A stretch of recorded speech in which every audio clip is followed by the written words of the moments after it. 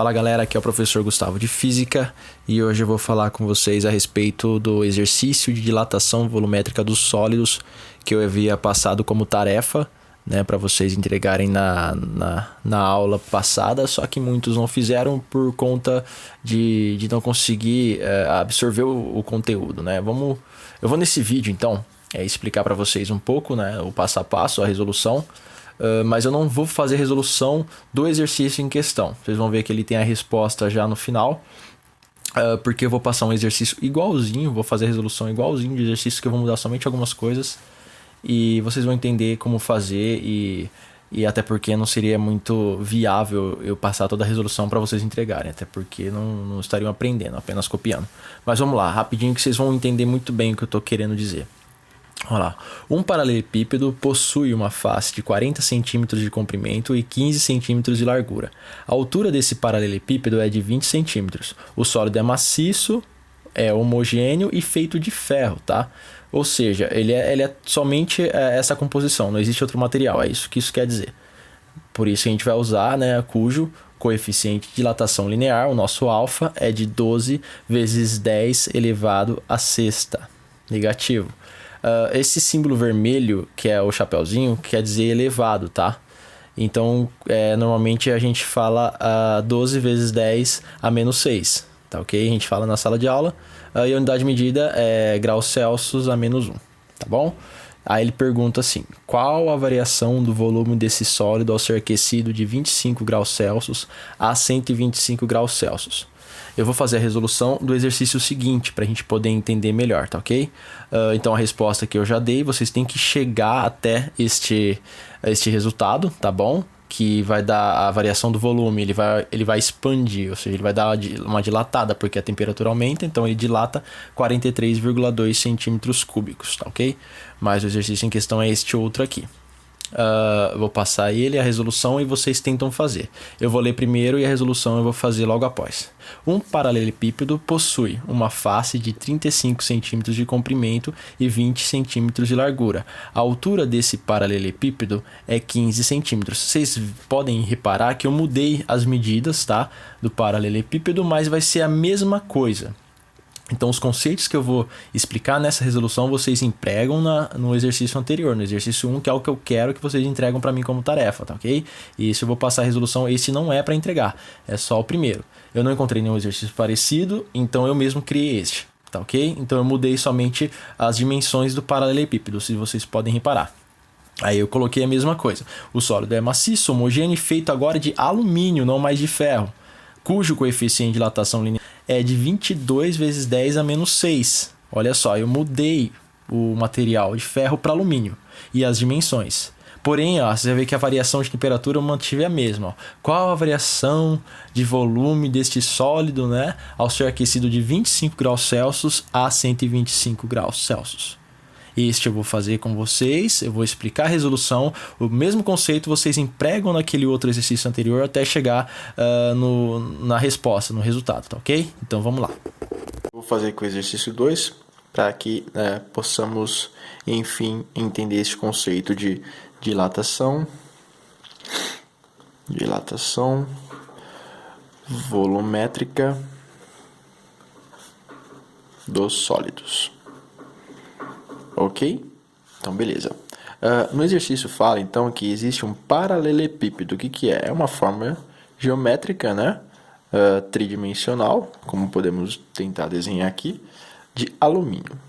Alumínio no formato de um retângulo.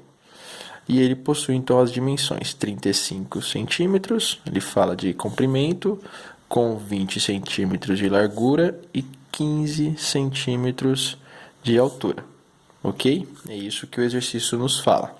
Então, dessa forma, eu consigo saber o meu volume inicial. Como que eu descubro o meu volume inicial do alumínio antes dele ser aquecido? Olha, muito simples, você vai ter que multiplicar todas as dimensões.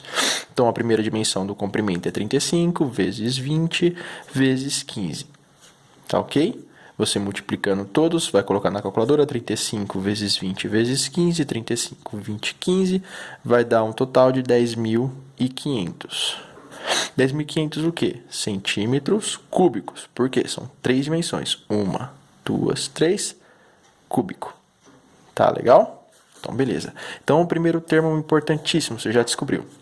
O segundo é a variação da temperatura, que nada mais é que a temperatura final menos a sua temperatura inicial. Qual que é a temperatura final? 125 graus Celsius, menos a inicial, que é 25. Muito simples a variação de temperatura. Então, 125 menos 25, 100 graus Celsius. Não esquece a unidade de medida, é muito importante, tá? Para você se localizar. Vamos então partir para o próximo termo.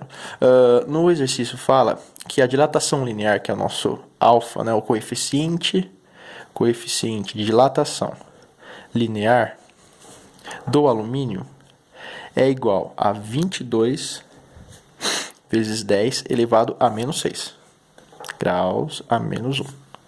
Beleza? E o que a gente entende de dilatação volumétrica? Que são 3 dimensões. Correto? Não uma só. Então, o que você faz para achar o seu gama, que é o coeficiente de dilatação volumétrica? Você pega o seu alfa vezes 3. Então, o que eu faço aqui agora? 3, então, vezes qual que é o meu coeficiente de dilatação linear do alumínio? 22. 22 vezes 10 a menos 6. Tá ok? Ah, professor, eu não sei mexer com notação científica. Deixa ela aqui por enquanto. A ordem dos fatores não altera um produto.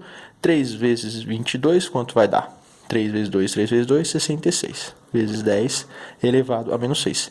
Este é o seu gama, que é o coeficiente de dilatação volumétrica que você precisa saber no caso do alumínio. Tá ok? Deixa eu pôr a unidade de medida aqui do lado. Tá ok?